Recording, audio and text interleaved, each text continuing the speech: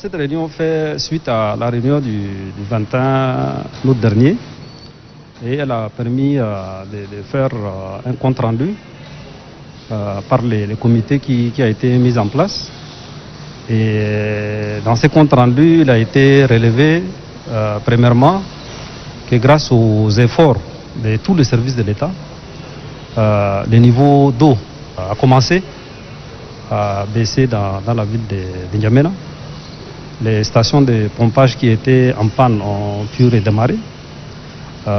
Les curages des caniveaux, donc toutes les actions qui ont été entreprises produisent des efforts et il a été demandé aux services de l'État, de mairie, de redoubler ces efforts pour faire évacuer les eaux le plus rapidement possible.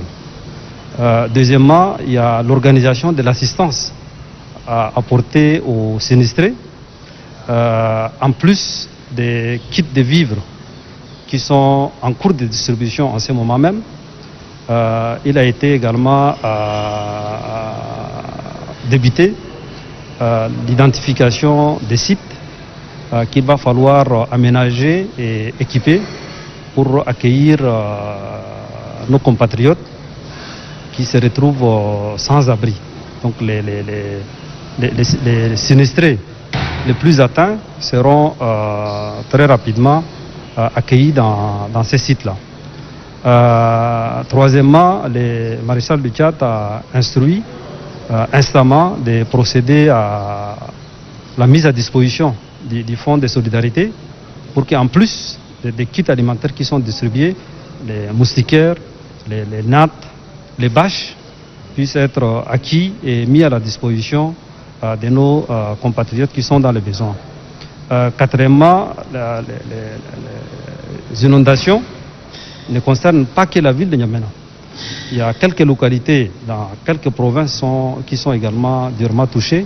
Et là également, nous sommes en train de travailler pour essayer de voler à leur secours. Au-delà de ces éléments d'information, il faut se dire que ces phénomènes ne frappent pas uniquement notre pays. L'excédent pluviométrique, il était prévu, connu. Les dispositions sont prises par le gouvernement pour résorber ces difficultés, et cela ne doit pas servir d'occasion à quelques esprits malsains d'instrumentaliser la souffrance de certains de nos compatriotes à des fins qui doivent donner la honte. Donc nous sommes en train de travailler, tous les départements ministériels, tous les services, toutes les mairies sont à pied d'œuvre pour essayer de régler ces difficultés conjoncturelles qui peuvent être surmontées par la solidarité, par la mobilisation de tout le monde et non pas par l'indexation ou bien par les tentations de récupération politique.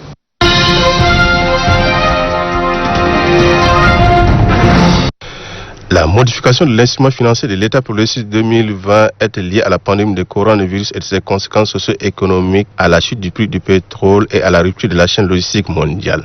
À cela s'ajoutent les efforts du pouvoir public consentis dans la lutte contre la secte Boko Haram et le maintien de la sécurité sur l'ensemble du territoire national.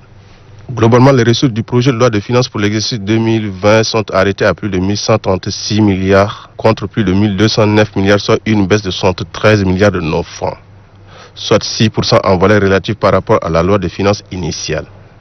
En matière de dépenses, on assiste à une augmentation de 14%. Cette augmentation prend en compte tous les besoins liés aux différents secteurs de la vie publique. Pour le ministre des Finances et du Budget, cette loi de finances rectificative permettra au gouvernement de supporter les nouvelles dépenses et d'assurer le service public. Au mieux, elle vise à apporter des réponses adaptées à la conjoncture socio-économique, sanitaire et sécuritaire que traverse le pays. Dans le cadre de la riposte contre la pandémie de coronavirus, le gouvernement annonce avoir réservé des masques pour accompagner la reprise des cours. Il en est autant de stocks de céréales pour faire face à toute éventuelle crise alimentaire.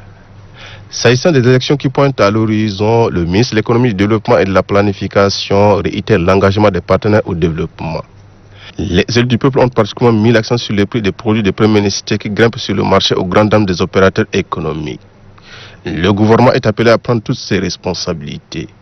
Il insiste en outre sur le paiement des dettes intérieures pour relancer l'économie nationale.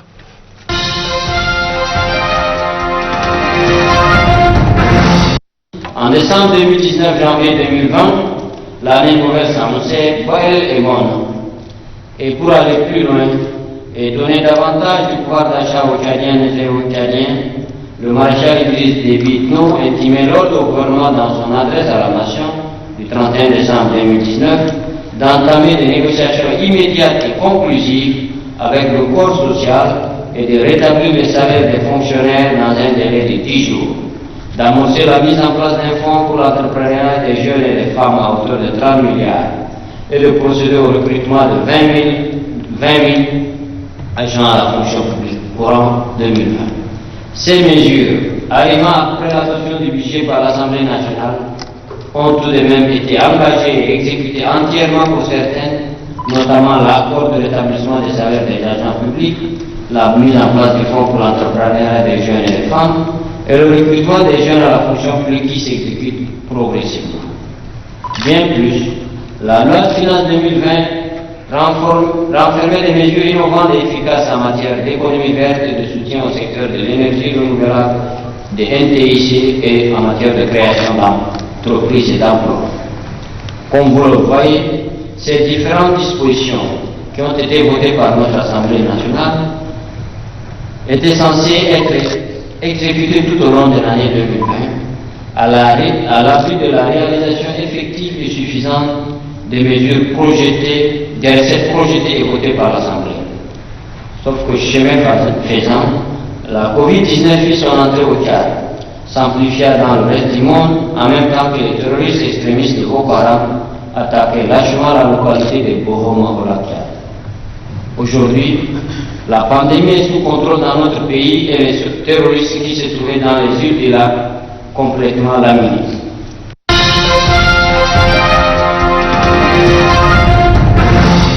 Comme il est de tradition pour tout ambassadeur en fin de séjour, Amin Abbas Siddique, ex-ambassadeur du Tchad à Paris, nommé ministre des Affaires étrangères au gouvernement du 14 juillet dernier, est venu au Quai d'Orsay faire ses adieux au ministre français des Affaires étrangères Jean-Yves Le Drian. Au cours de l'entretien qui a duré une demi-heure, les deux personnalités ont fait le point des rapports entre leurs pays respectifs et ont exprimé la confiance en l'avenir des relations bilatérales ainsi que la volonté conjointe de les renforcer davantage dans plusieurs autres domaines. Pour faire un large tour d'horizon avec mon collègue Le Drian sur des sujets d'ordre sécuritaire au niveau de la sous-région, au niveau aussi du G5 Sahel et au niveau du lac Tchad. J'ai aussi évoqué avec mon collègue les dossiers concernant la coopération. Pourquoi pas la coopération entre nos deux ministères. Vous savez que nous avons beaucoup de jeunes dans le ministère des Affaires étrangères qui ont besoin de stages, de formation, et le Quai d'Orsay a pas mal d'expertise pour nous aider. J'ai aussi évoqué, vous savez, il n'y a pas longtemps, l'Assemblée nationale a voté une loi créant un institut de santé publique au Tchad qui aura 3 volets. Le volet laboratoire, le volet veille sanitaire, le volet aussi recherche et formation. Et là aussi, je n'ai pas hésité à demander à ce que la France nous appuie. Tout en lui souhaitant plein succès dans ses nouvelles fonctions, le chef de la diplomatie française a salué le parcours accompli par l'ambassadeur Amin Abbas Siddique durant son séjour français. Jean-Yves Le Drian a exhorté le nouveau ministre tchadien des Affaires étrangères à œuvrer davantage au renforcement des liens de fraternité et de partenariat qui unissent la France et le Tchad.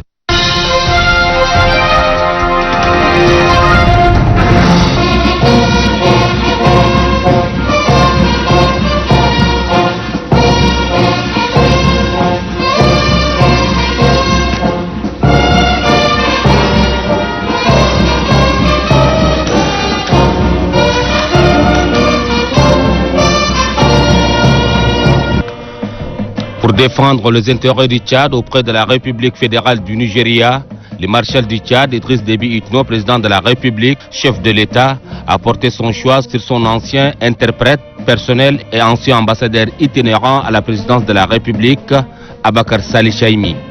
C'est mardi 25 août 2020, sur le pavé du palais présidentiel à Abuja, toutes les commodités protocolaires en matière de présentation des lettres de créance sont réunies.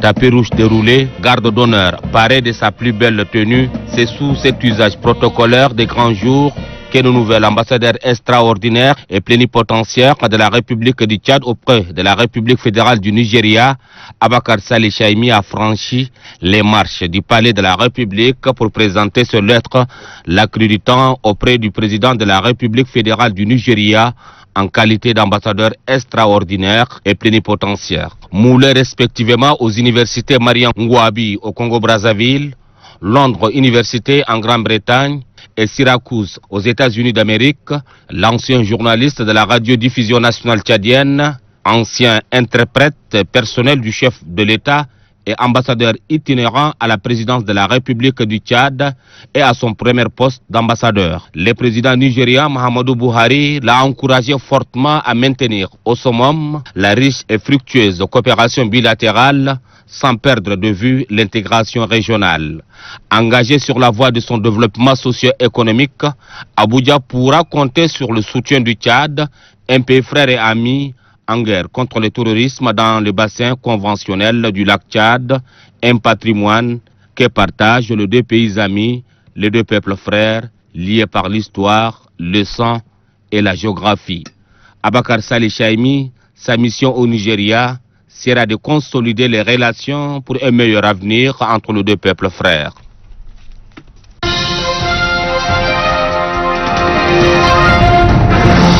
L'entretien entre le ministre des Infrastructures et des Transports Ahmad Abakar Adjid et l'ambassadeur de délégation de l'Union européenne au Tchad Bertrand Soré est axé essentiellement sur l'appui de l'Union européenne dans le secteur des transports au Tchad. Bertrand Soré est venu informer le ministre des Infrastructures et des Transports Ahmad Abakar Adjid sur les actions que son institution entend mener aux côtés du gouvernement pour désenclaver le pays.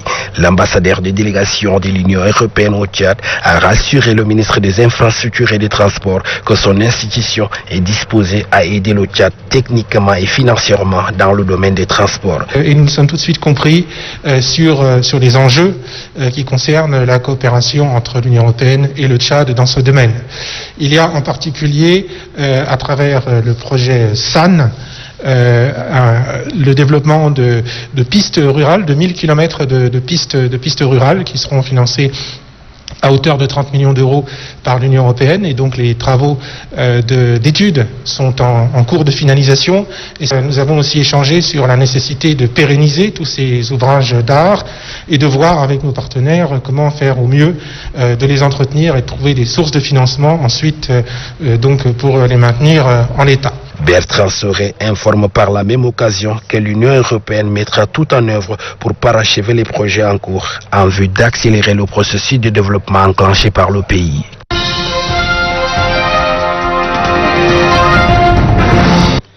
Déterminé à traquer toute personne qui met à mal la sécurité des paisibles citoyens, la gendarmerie nationale a mis les mains sur 26 présumés malfrats. Ils ont été pris au cours des patrouilles et missions effectuées en 5 mois d'août. Un voleur de moto récidiviste, quand je dis récidiviste, c'est quelqu'un qui est déjà connu de la gendarmerie. Il a été pris plusieurs fois, mis à la disposition de la justice, et il se retrouve encore aujourd'hui entre nos mains. 3 autres agresseurs, dont une fille. La fille opérait de la même façon. Les hommes se cachent quelque part. C'est la fille là qui vient choisir la moto, la meilleure moto. Elle prend comme clando. Si elle trouve le niveau de ses amis, elle arrête la moto et les messieurs sortent pour prendre la moto. Parmi ces présumés malfrats se trouvent des militaires pris en flagrant délit et un groupe d'agresseurs ayant commis des forfaits sur un officier de l'armée. C'est un phénomène très dangereux.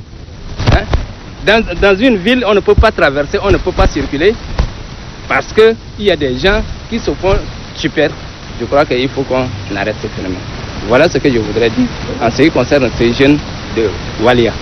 C'est un groupe bien déterminé. Ces présumés malfrats répondront de leurs actes devant la justice, a déclaré le 5e substitut des procureurs de la République, Adam Mamazen.